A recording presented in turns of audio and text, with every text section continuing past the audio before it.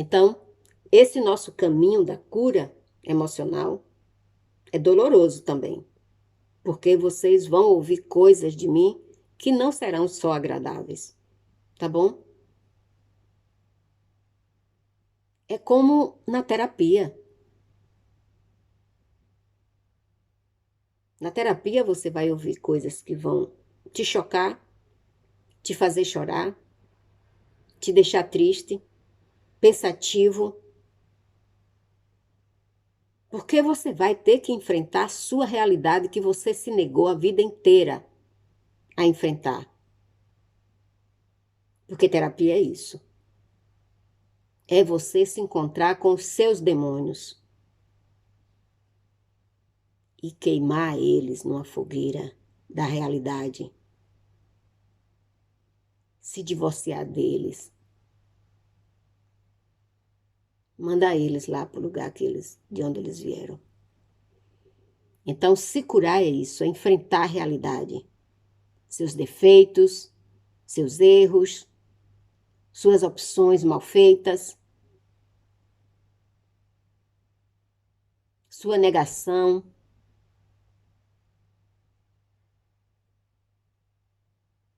É você entender que em algum momento você contribuiu, indiretamente, mas contribuiu.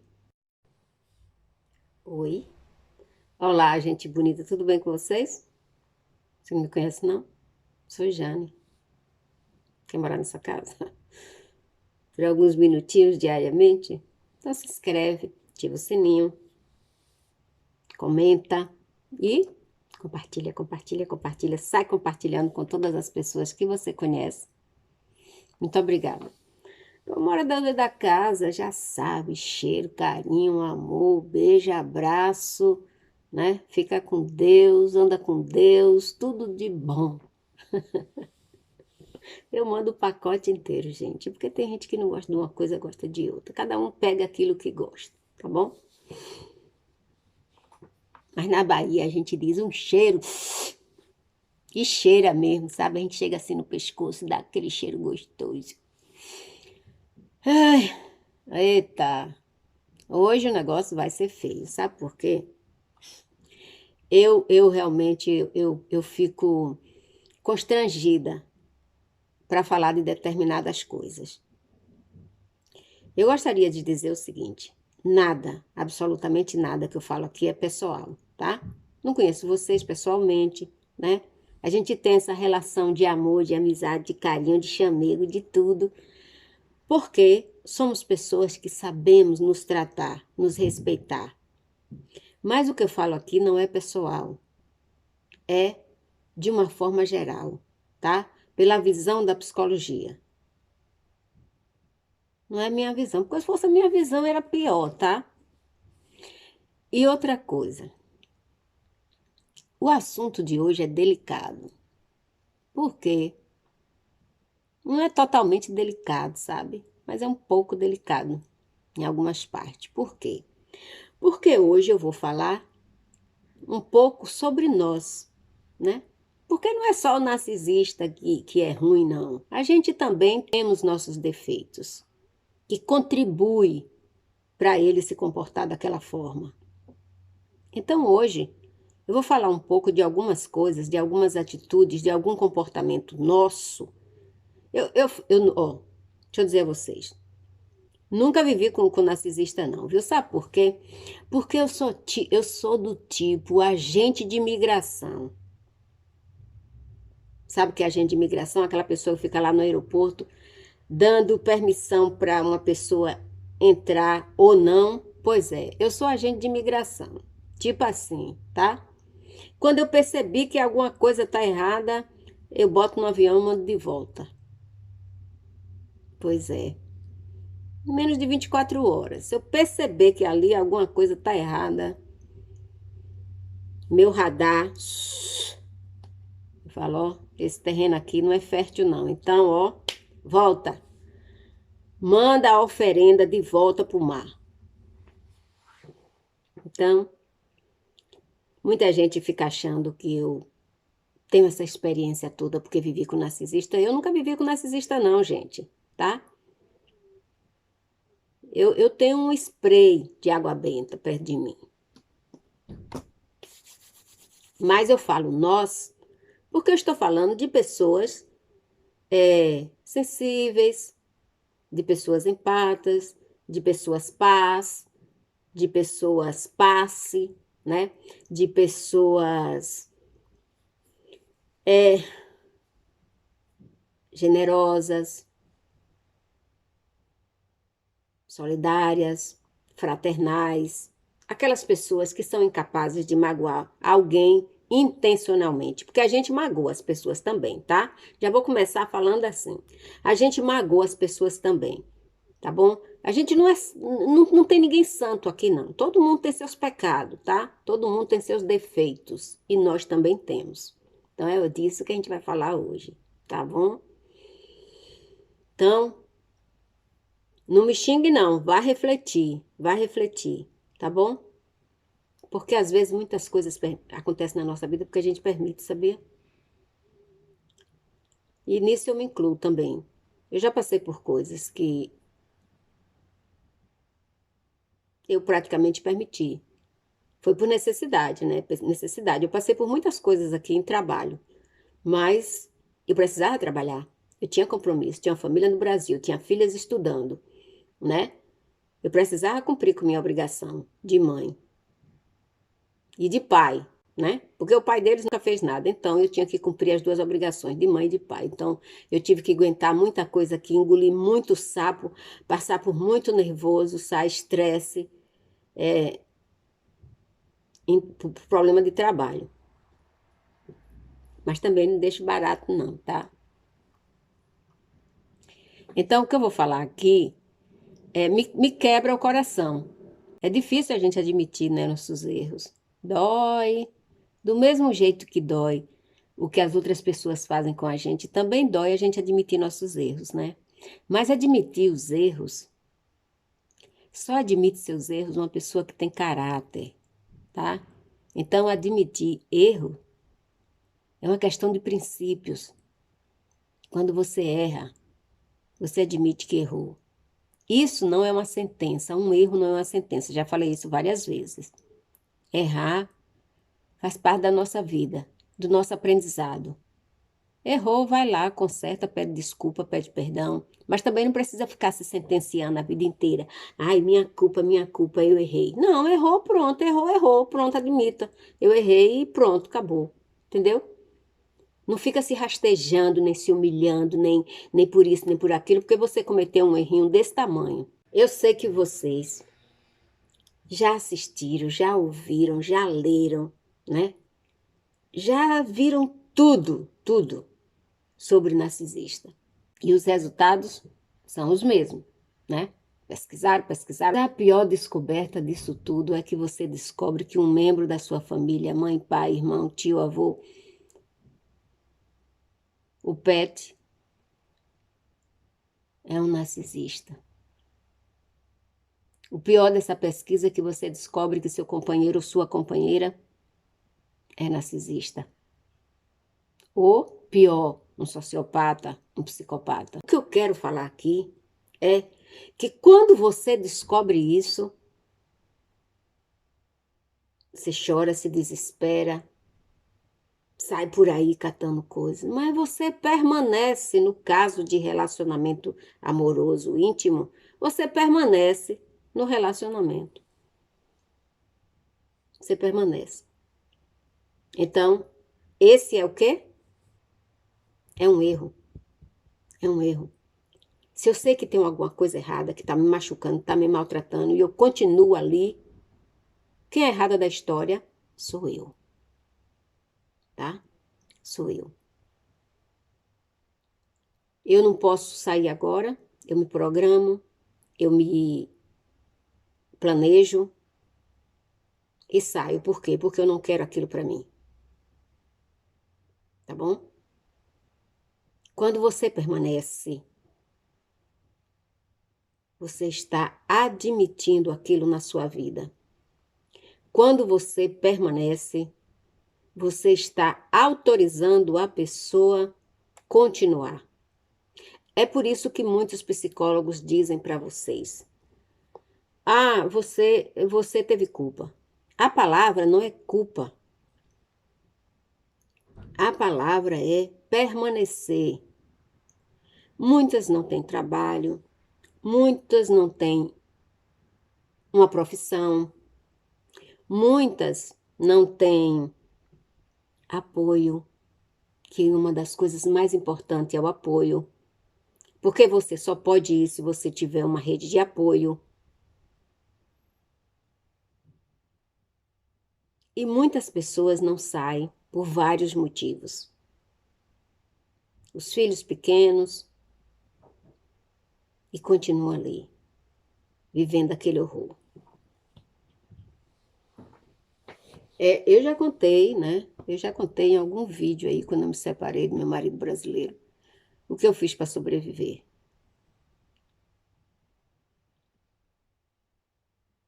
Eu era classe média alta e um dia acordei sem nada, com uma bolsa, uma bolsa, não era uma sacola com nada meu, era só a bolsa com meus documentos, tá? Sem ter onde ficar. E aí eu acionei quem? Minha rede de apoio. Foi lá, me resgatou, me socorreu. Eu já contei essa história, não vou ficar repetindo não, que o vídeo não é para isso. Mas se quiserem, eu ainda repito, para servir de inspiração.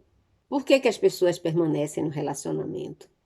Não é só pela necessidade, é pela ilusão e esperança de que algum dia aquela pessoa vai mudar, vai voltar a ser como na época do namoro ou no início do casamento. Vai mudar não, filho. Mudar não, filha. Se a pessoa é narcisista, sociopata, psicopata, pode perder as suas esperanças, tá bom? Concentre a sua energia em você. Se tiver filho, também nos filhos. Que ele não vai mudar, não.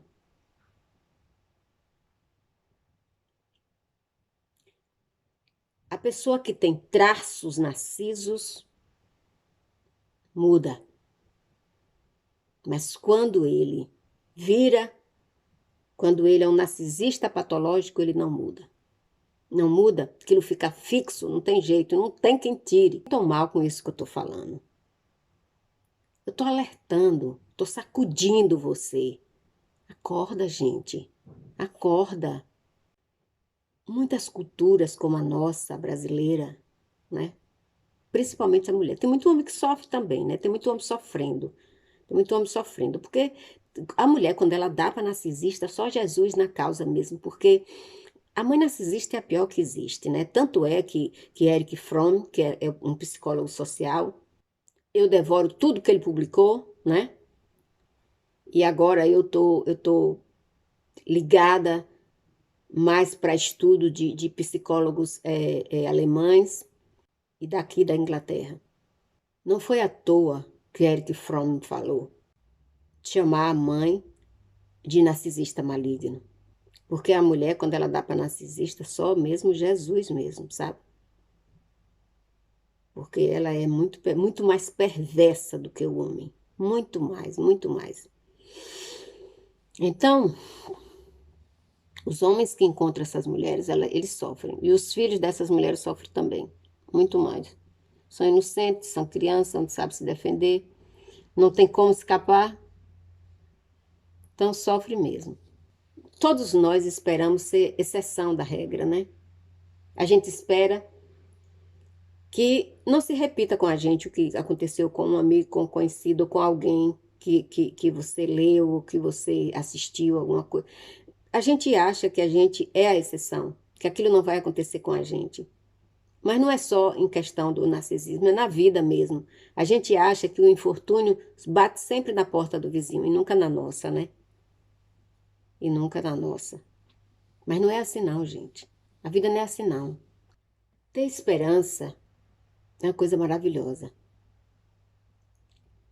Mas em caso de relacionamento, seja familiar ou seja íntimo, Com o narcisista, a esperança é uma coisa que pode colocar a sua vida em risco. Porque é a esperança de que a pessoa melhore que faz com que você permaneça. E aí você está correndo risco.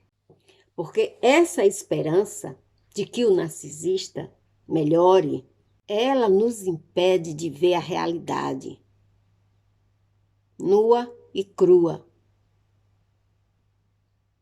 tá? É aquilo que eu falei em outro vídeo, que o cérebro fica enganando, dizendo a você assim: se acalme que isso vai melhorar, se acalme que ele ou ela vai mudar, se acalme que dias melhores virão.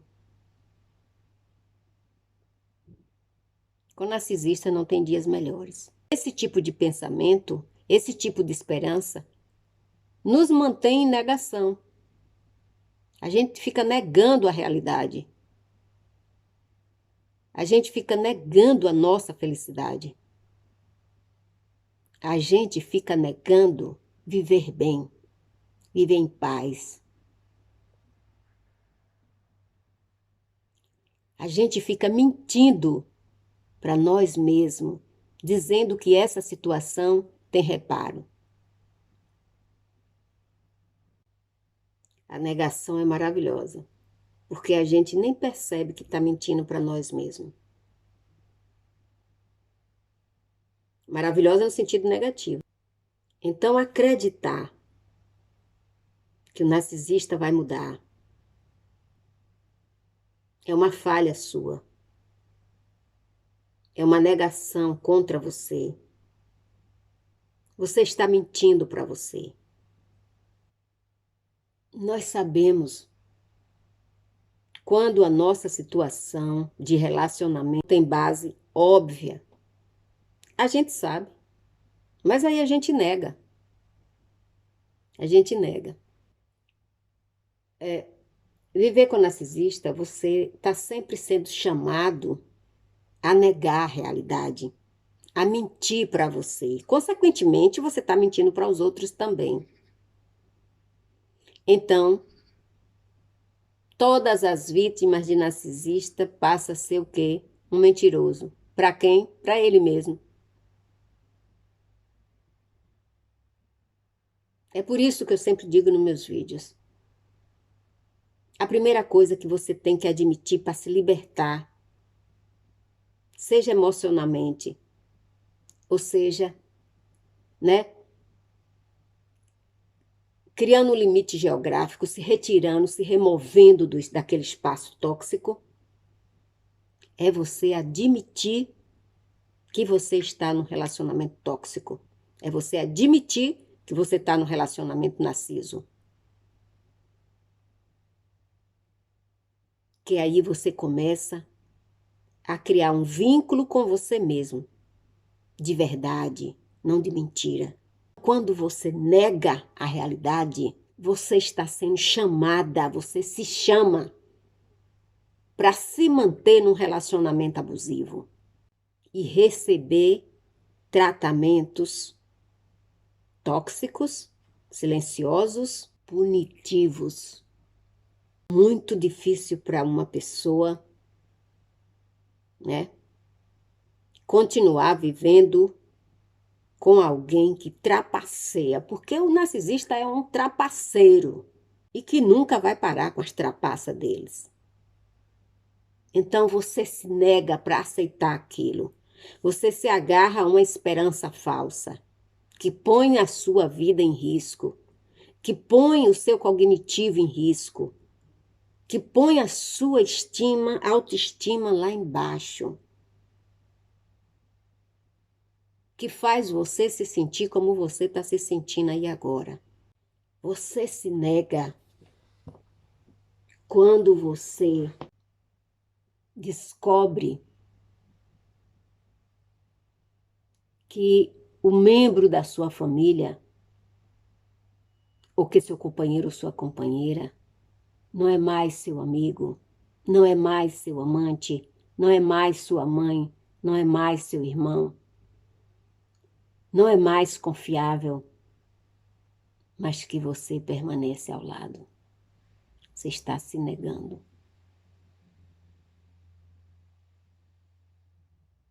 Eu estou falando para aqueles que têm a liberdade de criança, adolescente, não se encaixa nisso que eu estou falando. Que eles não têm opção. Eles têm que ficar. Os desempregados também. Mas tem muitos que podem ir. E é para esses que eu estou falando. E para aqueles que não podem ir agora, fica na mente com isso que eu estou falando. Que vai chegar o dia que você vai parar de se negar. E você vai poder voar. Eu não vou ficar aqui jogando meus anos de estudo, perdendo noite estudando, fazendo curso atrás de curso, para não resgatar e salvar algumas pessoas. Não foi para isso que eu estudei para ajudar. Eu tinha várias outras opções. Porque o campo da psicologia social é amplo. Amplo, sem limite praticamente. É social, gente.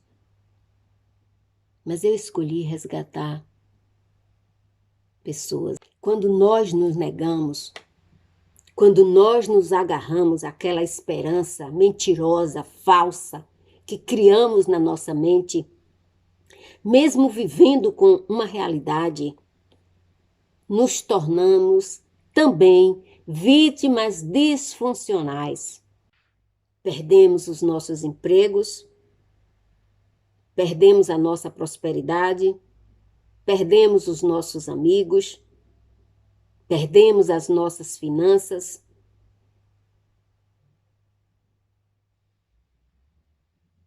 Perdemos os nossos princípios para ficar nos rastejando atrás de algo que não tem futuro.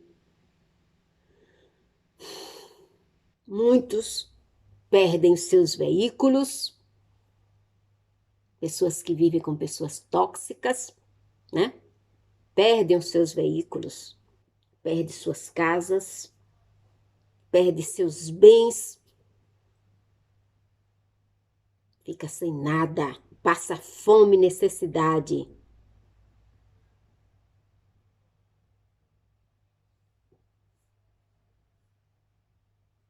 É a escravidão moderna. Você cria a ilusão que ele não quer arruinar a sua vida. Eles são os coitados, umas almas feridas, uma pessoa que não teve sorte e que vem de uma família disfuncional. Tudo isso é verdade. Mas você é culpado ou culpada disso? É sua responsabilidade? Não. Existe ajuda. Eles não querem procurar ajuda. Eles não querem se tratar. Então, a partir do momento que uma pessoa está doente e não quer se tratar, deixa de ser sua responsabilidade. Apesar de tudo isso, a maioria das pessoas ficam cega ao narcisista. Sempre com a falsa esperança de que um dia ele vai mudar. E aí você pega um monte de pano quente para botar em cima. Está passando por um momento difícil, teve uma família difícil. A gente sabe que o narcisista é construído, né? O narcisista, ele aprende a ser narcisista. Falta de limite, família disfuncional,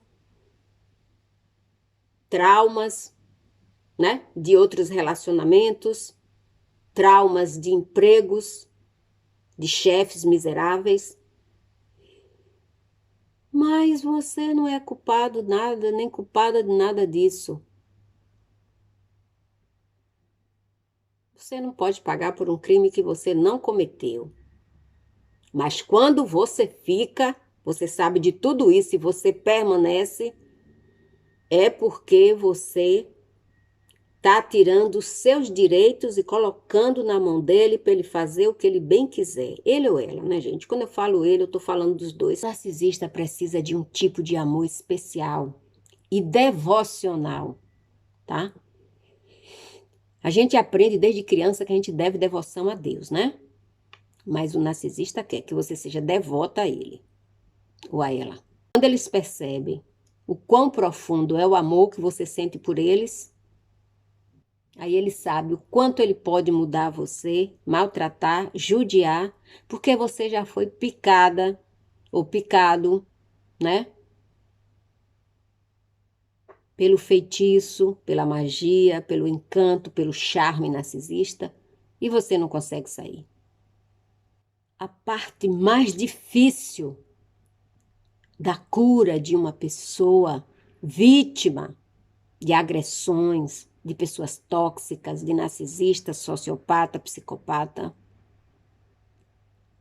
A parte mais difícil é aceitar que a pessoa que você ama é um monstro.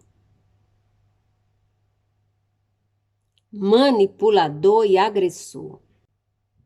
A maneira que você não consegue ver isso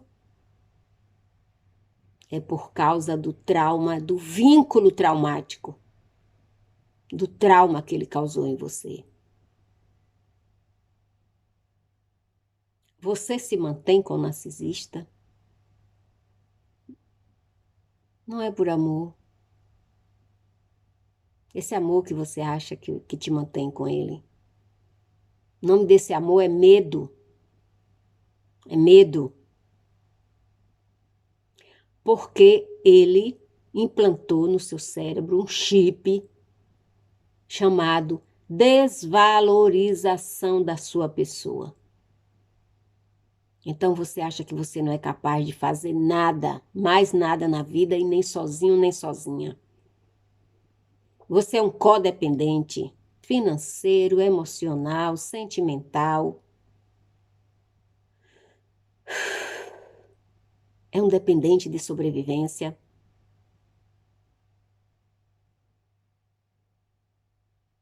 É uma situação preocupante quando chega esse nível, quando chega esse ponto.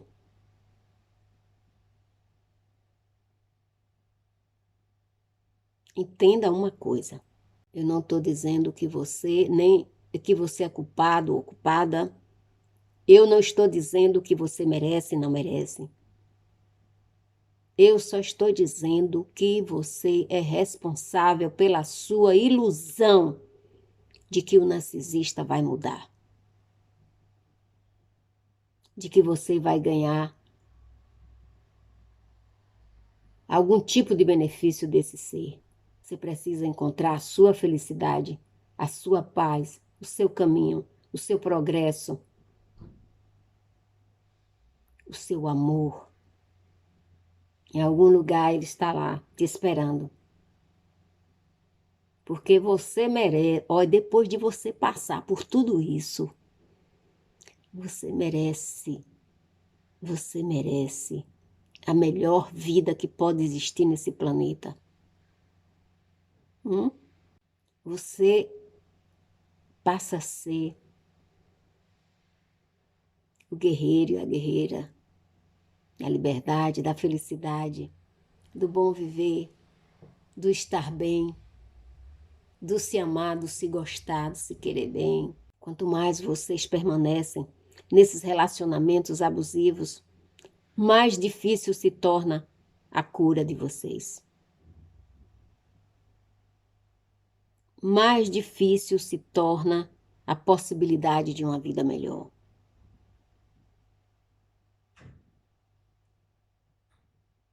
Eu tenho ajudado muita gente a escapar dessa situação,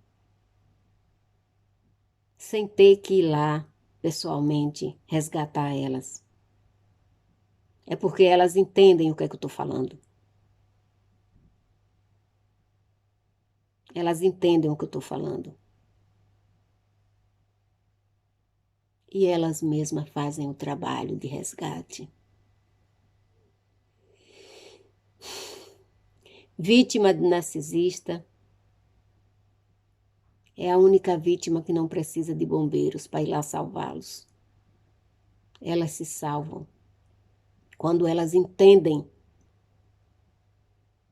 em que se tornou a pessoa com quem convivem, em que se tornou a pessoa que colocou no mundo, em quem se tornou a pessoa que ela chama de pai, em quem se tornou o vínculo sanguíneo chamado família. Ela se resgata, sem chamar bombeiro, sem chamar ninguém. A cura vem através do entendimento de que você merece vida melhor, de que você merece uma pessoa melhor, de que você nasceu para brilhar, para ser feliz. Uns brilham demais, parece festa de ano novo, sabe? Tem gente que é assim, né? Brilha muito.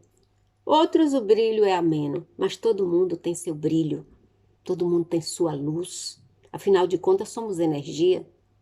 E se nós somos energia, nós somos luz, né? Tira essa falsa esperança. As suas esperanças você coloca no seu futuro, na sua vida, depois do narcisista. Essa é real. Essa é verdadeira, essa esperança. Mas a esperança de que o narcisista vai mudar, a esperança de que o narcisista vai ser fiel, a esperança de que o narcisista vai te estender a mão no momento que você precisar, isso é uma esperança falsa. O problema é que o narcisista, ele não só tem o transtorno narcisista. Ao longo da vida dele, ele vai acumulando outro tipo de transtorno. Isso é comprovado clinicamente através de diagnóstico. O narcisista, ele vai adquirindo outros transtornos. Então é difícil curar o narcisista. Às vezes você pensa que você está lidando só com o narcisista. Mas esse narcisista pode ter adquirido esses outros transtornos e se tornar uma pessoa sinistra e perigosa para você. A maioria das pessoas não são ensinadas, nem incentivadas e nem orientadas desde criança que elas são pessoas importantes e os seus valores. A maioria não são. Isso é fato.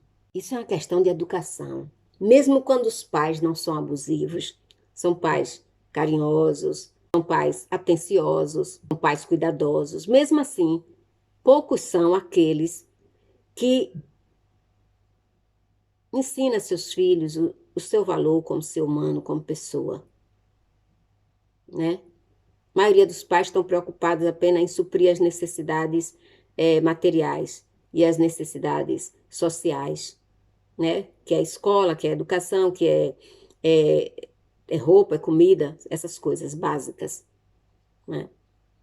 Não se preocupa com o emocional dos filhos. Educá-los emocionalmente, isso é importante, gente. Por causa desse condicionamento infantil, é que as pessoas crescem não sabendo o seu real valor e aceitando todo esse tipo de toxicidade, de coisas negativas, sentimentos de indignidade. Acha que sempre é uma pessoa indigna. Eu não sou digno disso, eu não sou digno daquilo, eu nunca vou conseguir isso, eu nunca vou conseguir aquilo, né? Passa a ser uma pessoa que carrega uma agenda de infelicidade. Eu não vou conseguir, eu não vou ser, eu não isso, eu não aquilo. Você tem que dizer não para abusos e nunca dizer não para você, para suas possibilidades, para suas chances. Para essas daí você tem que dizer sim, sim, eu consigo. Se não for hoje, vai ser amanhã, mas eu vou conseguir. Eu sou do bem, eu sou uma pessoa boa. A maioria dos pais, eles só demonstram afeto para seus filhos quando os filhos trazem para casa alguma coisa que faça ele se orgulhar, como uma nota alta, né? Como um elogio que recebeu de alguém importante, mas nunca como filho. receber um afeto pelo filho, por ser filho daquela pessoa.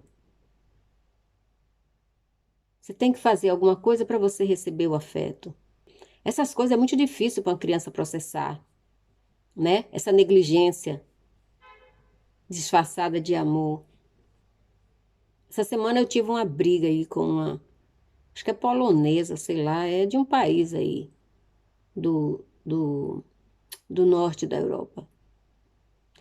Ela postou uma foto com os 4 filhos e na foto ela diz assim: "Não, meus loves monkeys", ou seja, né?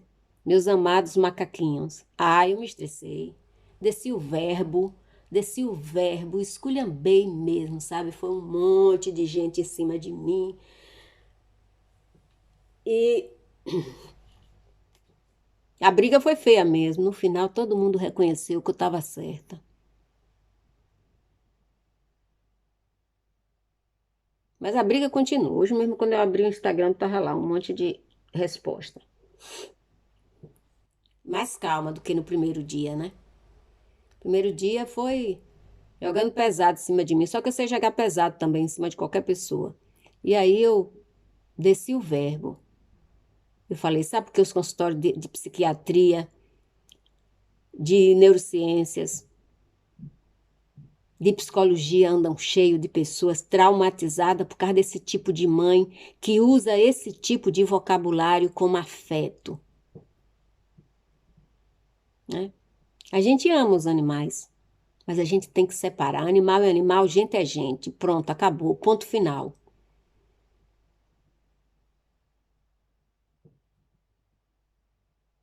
Aí ontem ela apareceu no meu Instagram com um post,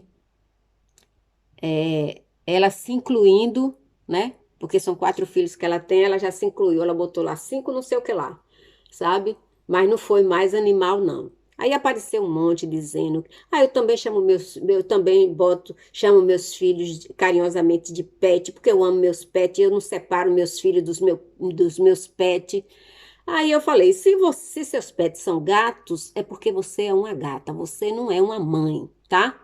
Então você arranha, você pega as suas unhas e você destrói o emocional dos seus filhos. E aí fui descendo o verbo em todas elas que me mandavam mensagem, aí mandava outra. Passei mais ou menos umas 2 horas. Sabe o que elas fizeram? Elas desistiram de mim. No final, algumas apareceram, você tem razão, mas também não é assim não, vai devagar. Devagar é uma porra.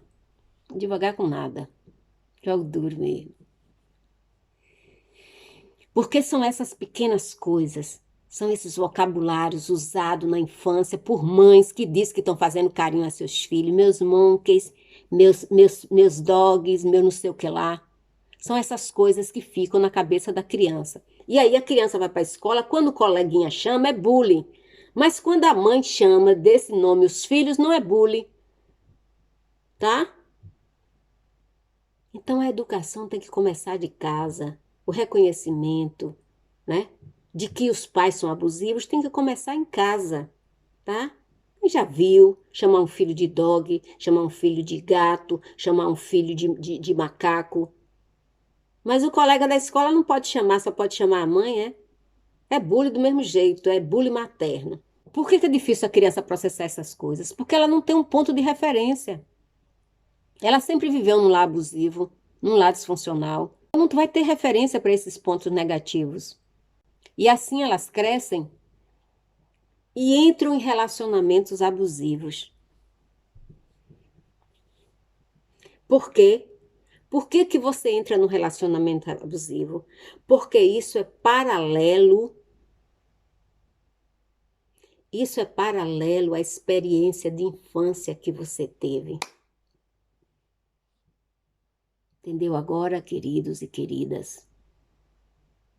Então, isso para você, para sua mente, parece familiar, natural. Foi a experiência que você viveu a vida inteira, invalidação. Então, você entra nos relacionamentos disfuncionais porque é paralelo àquilo que você que foi a sua referência de infância. Eu não sei se tá dando para entender o que é que eu tô falando, mas tá. Vocês são inteligentes. A parte pior disso é que as pessoas não reconhecem o que está acontecendo quando eles entram no relacionamento abusivo. Eles não sabem por quê. Mas é a assimilação. Pessoas que vêm de lares disfuncionais, elas têm uma atração magnética para se machucarem. Elas têm essa disponibilidade magnética, essa atração magnética de atrair para elas pessoas que machuquem, porque é a única referência que elas têm de algum evento, de alguma coisa que aconteceu na vida deles, na infância, na adolescência, no trabalho, na escola, algum trauma ficou registrado, vinculado e é a referência que ela tem. Meus queridos e minhas queridas, vocês merecem ser felizes. Vocês merecem uma vida melhor. Merecem carinho, amor.